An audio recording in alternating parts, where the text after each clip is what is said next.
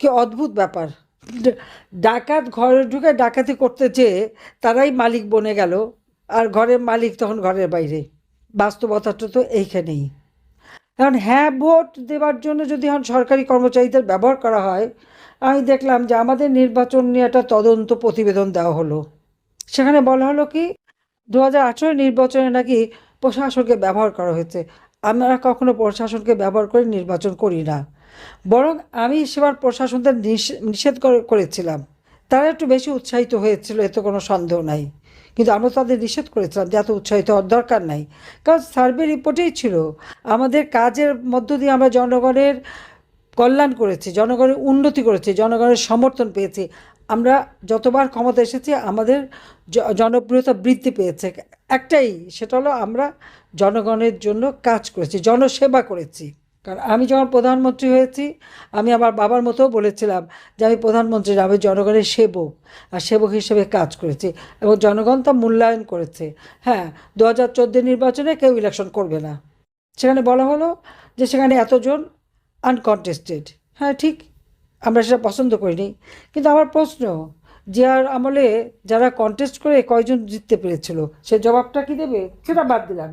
1981 সালে যে রাষ্ট্রপতি নির্বাচন হলো, সাত্তার সাহেব এবং বনাম কামাল হোসেন, তখন কি কামাল হোসেনের কত ভোট পড়েছিল আর সাত্তার সাহেবের কত ভোট পড়েছিল? তখন তো সাত্তার সাহেবকে জিতায় দেওয়া হলো সম্পূর্ণ, মানে দিনের ভোট না, প্রকাশ্যে দেবালোকে সিল মেরে বাক্স ভরে দেওয়া হয়েছে এবং এক একটা পুলিং সেন্টারে ঢুকে ঢুকে সেখানে সোজা এক একটা বই নিয়ে সিল মেরে দিয়ে চলে এসেছে। আর আওয়ামী লীগের নেতাকর্মীদের উপরে চরম নির্যাতন। আসেন 1996 সালের 15ই ফেব্রুয়ারি নির্বাচন। 91 সালে কোনো দলই মেজরিটি পায়নি, যদিও তখন রাষ্ট্রপতি শাহাবুদ্দিন সাহেব আমাকে বলেছেন জামাত এবং জাতীয় পার্টি আমাকে সমর্থন দেবে, আমি সরকার গঠন করব কিনা আমি করি নাই, কারণ আমি যখন মেজরিটি পাইনি আমি করবো কেন। খালেদা জিয়া জামাতের সমর্থন নিয়ে সরকার গঠন করলো, কিন্তু সরকার গঠন করেই তার 5 বছর আর পূর্ণ করতে পারলো না। সে 96 সালে 15ই ফেব্রুয়ারি একটা ইলেকশন করলো। কত পার্সেন্ট ভোট পড়েছিল তখন? সব দল বয়কট করলো। হয়তো 4-5% ভোট, যদিও টেনে টুনে 22% দেখানো হয়েছিল। আর এখনও 70 জনের উপরে আনকন্টেস্টেড। জনগণের ভোট চুরি করলে জনগণ তা মেনে নেয় না, এটা হলো বাস্তবতা। সেখানে আন্দোলন হলো। 15ই ফেব্রুয়ারি ইলেকশন হয়েছে, 30শে মার্চ খালেদা জিয়া পদত্যাগে বাধ্য হলো গণ আন্দোলনের মুখে। এটা বোধহয় ভুললে চলবে না। তো সেই নির্বাচনটাও একটু যাচাই করে দেখেন, আমাদের 14, 18 এগুলি দেখার আগে ওটা দেখেন। আসেন 2006, 2001 সালে, হ্যাঁ আমার অপরাধ কি? আমি গ্যাস বিক্রির মুচলেখা দেইনি, তাই বড় বড় দুই দেশ নাকশ হয়ে গেল, আমি আসতে পারবো না। খালেদা জিয়া বললো হ্যাঁ গ্যাস দিয়ে দেবে। আমি বলেছিলাম যে গ্যাস নাই তো দেবো কোত্থেকে? আমি এখন যদি জিজ্ঞাসা করি আমাদের এই বন্ধু প্রতিম দেশ ভারত এবং আমেরিকা, খালেদা জিয়া কি গ্যাস দিতে পেরেছিল? পারেনি। কারণ আমি তো বলছিলাম যে আমি সত্যি কথা বলেছি, সেটা আমার অপরাধ ছিল যে আমার গ্যাসটা আমি দিতে পারবো না। হ্যাঁ, আমার গ্যাস যদি থাকে আমি দেশের মানুষের চাহিদা পূরণ করব, 50 বছর রিজার্ভ থাকবো, অতিরিক্ত হলে আমি বিক্রি করবো, আমি মানুষকে বঞ্চিত করতে পারবো না।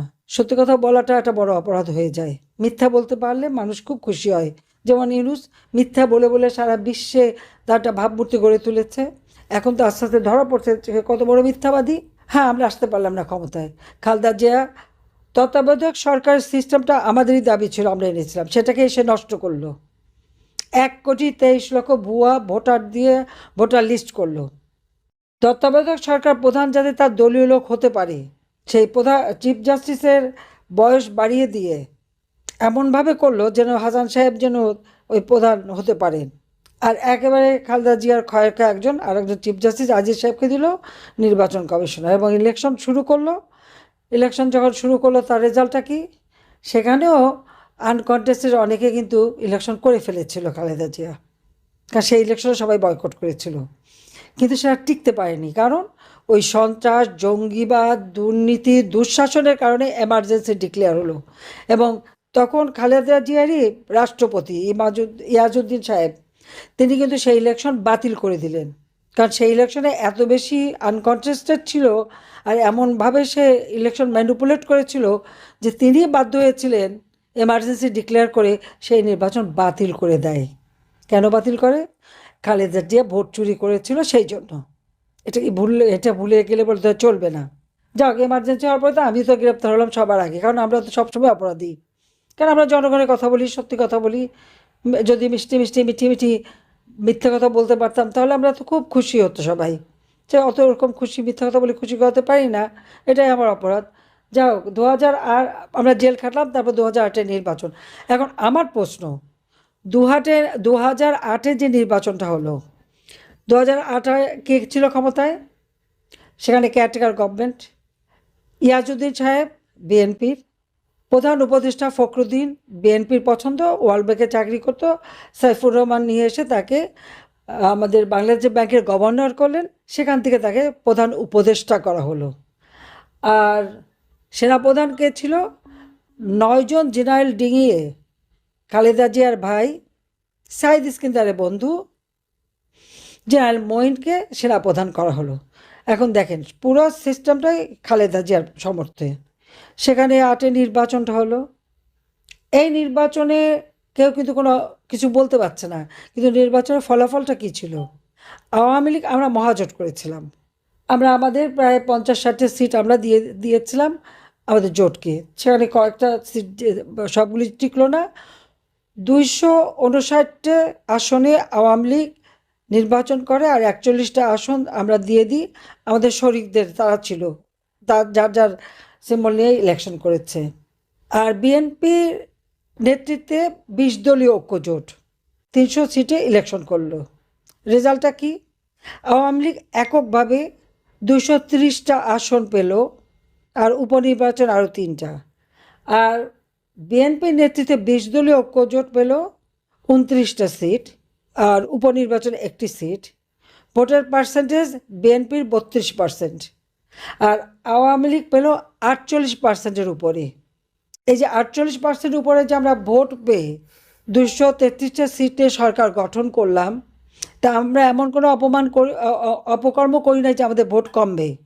আমরা বিদ্যুৎ উৎপাদন বৃদ্ধি করেছি, খাদ্য নিরাপত্তা নিশ্চিত করেছি, চিকিৎসা সেবার ব্যবস্থা করেছি, শিক্ষার ব্যবস্থা করেছি, রাস্তাঘাট, পুল, ব্রিজ, অবকাঠামোগত উন্নয়ন করেছি, ঘরে ঘরে বিদ্যুৎ দিয়েছি। বাংলাদেশকে আমরা উন্নয়নশীল দেশে উন্নীত করেছি। যেখানে গ্রস জিডিপি আমরা পেয়েছিলাম মাত্র কত, এই 2008 সালে 9 সালে যখন সরকার গঠন করি, তখন তো কত 100 বা 101 বিলিয়নের মতো ছিল। আমরা তো দক্ষতার সাথে দেশ চালিয়েছি, জনগণই আমাদের ভোট দিয়েছে, আর সেই ভোটে বারবার আমরা নির্বাচিত হয়ে এসেছি। এখন সেই ভোট নিয়ে যত প্রশ্নই তুলতে চান, কিন্তু প্রকৃতপক্ষে জনগণ তো আমাদের ভোট দিয়েছে। আজকে আমাদের নির্বাচন করতে দেওয়া হচ্ছে না কেন?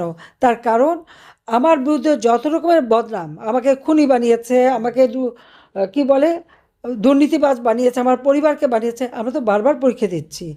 কাজে সবাই ভালো থাকেন, অন্ধকার কেটে যাবে, নতুন সূর্য উদিত হবে। জয় বাংলা, জয় বঙ্গবন্ধু, বাংলাদেশ চিরজীবী হোক। জনগণের মনে একটা উদ্বেগ এবং উৎকণ্ঠা সৃষ্টির চেষ্টা চলছে। জানা যাক, এখনো বোঝা যাচ্ছে না যে সামনে দিনগুলাতে নির্বাচনে যারা এখনো বলছে আমরা অংশগ্রহণ করব না, তাদের তো কোনো অপশন নেই নির্বাচনে অংশগ্রহণ না করা কথা বলে। কেন, আমাদের সংবিধানের যেটা কেয়ারটেকার গভর্নমেন্টের কথা তারা বলতেছে, সেটা কিন্তু পঞ্চদশ সংশোধনের মাধ্যমে 58C of the Constitution has already been annulled, সেটা অলরেডি বাদ পড়ে গেছে। এখন সেই জায়গায় যাওয়ার আর তো কোনো সুযোগ নাই।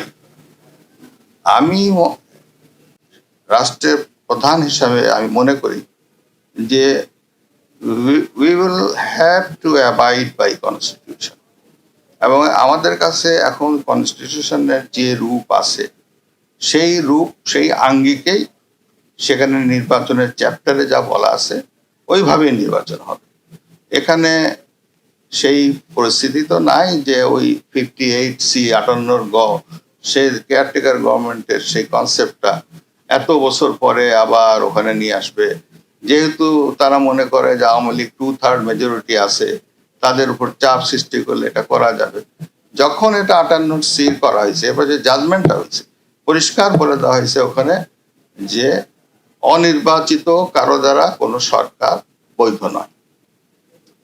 তো সেই অনুযায়ী সেই এগুলা আমি মনে করি আমি একজন আইন জগতে চর্চা করেছি দীর্ঘদিন, যে এখন আর সেই ধারাকে পুনর্জীবিত করার কোনো সুযোগ আইনত নাই, এবং এখানে জনগণের ইচ্ছার প্রতিফলন ঘটবে না। দেশবাসীর কাছে কথা হলো, আমার আহ্বান হলো যে আপনারা ডেমোক্রেসিকে মানেন। কারণ আমাদের ডেমোক্রেসি, আমাদের সংবিধানেই বলা আছে ৭ ধারায় যে সরকার জনগণের, জনগণই সরকারের মালিক। তাহলে কি করতে হবে? জনগণের রায় নিয়েই তো ক্ষমতায় আসতে হবে। একটি মাত্র জিনিস নিশ্চিত করতে হবে, সেটা হলো নিরপেক্ষ এবং সুষ্ঠু নির্বাচন, মানে সংখ্যামুক্ত নির্বাচন, ভোটারদের উপস্থিতি, অধিক সংখ্যক ভোটারদের উপস্থিতি, এইগুলা নিশ্চিত করে একটি সুষ্ঠু নির্বাচন করা within this constitution, within the guideline of this constitution. এটাই আমাদের দায়িত্ব, এবং জনগণের এটা বুঝতে হবে যে আমাদের একটা গণতান্ত্রিক অধিকার আছে, যেটার জন্য দেশ স্বাধীন হয়েছে। ডেমোক্রেসির জন্যই তো দেশটা স্বাধীন করে আমাদেরকে যুদ্ধ করতে হয়েছে। কয়েকটি মৌলিক জিনিস, যেটা ডেমোক্রেসি, জাতীয়তাবাদ, তারপরে ধর্মনিরপেক্ষতা, অর্থনৈতিক সাম্য, এই সকল বিষয়টি নিশ্চিত করার উদ্দেশ্যেই তো সংবিধান। জনগণকে সম্পৃক্ত হতে হবে, নির্বাচনে সম্পৃক্ত হয়ে তাদের ইচ্ছা মতো সরকার গঠন করবে। আমারও নিজেরও ব্যক্তিগতভাবে আমি মনে করি যে people should participate, they will have to go to the center, এবং তারা নিজেদের প্রার্থীকে যাকে খুশি তাকে দিবেন। সেখানে বিরোধী দল বা যাই কেউ তো ক্ষমতা সবসময় থাকবে এমন তো না। জনগণই তো পরিবর্তন করার মালিক। জনগণ দেখবে যে আগের সরকারের আমলের যে সমস্ত সামাজিক সংস্কার হয়েছে, যেভাবে দেশের উন্নয়ন অবকাঠামো গড়ে উঠেছে, সেগুলা আমাদের কতটা উপকারে এসেছে, আমরা কতটা ভালো অবস্থানে আছি, এগুলা বিবেচনা করবে। আবার যারা প্রতিদ্বন্দ্বিতা করবে তারাও সরকারে ছিল, তাদের প্রতি সম্মান রেখে বলতে চাই যে তাদের উচিত হবে যে তাদের কর্মকাণ্ডকেও জনগণের সামনে তুলে ধরা, এবং তারা বলা যে আমরা এত সন থেকে এত সন ক্ষমতায় ছিলাম, আমরা এই করেছি, আমরা এই করেছি, আমরা এই করেছি। জনগণ যাদেরকে পছন্দ করবে ভোট দিবে অ্যাডাল্ট ফ্র্যাঞ্চাইজের মাধ্যমে, এবং সেই ভোটে যারা জিতবে, আমি আহ্বান জানাবো তাদেরকে, সকল মানুষকে, যারা যে দলকেই সমর্থন করে থাকেন না কেন, আপনারা সব দলের মানুষই কিন্তু এই দেশের মানুষ, এদেশের জনগণ। Everybody has equal right. সুতরাং সকলেই ভোট সেন্টারে যাবেন, নিজেদের প্রার্থীকে নির্বাচিত করবেন। সরকার পরিবর্তনের ক্ষেত্রে এটাই সবচেয়ে বড় উপায়। কাকেও তো কেউ আনতে পারে না, তাদের দলগত সিদ্ধান্ত হয়, তাই সে সিদ্ধান্তের মাধ্যমে তারা নির্বাচনে আসবে কি আসবে না, এটি তারা দলগত সিদ্ধান্তের ব্যাপার। আপনার মাঠের অবস্থা বুঝে, দেশের অবস্থা বুঝে নির্বাচনে আনার দায়িত্ব তো নির্বাচন কমিশনার নিবে না, সরকারও নিবে না। সরকার আহ্বান জানাবে, নির্বাচন কমিশনার আহ্বান জানাবে।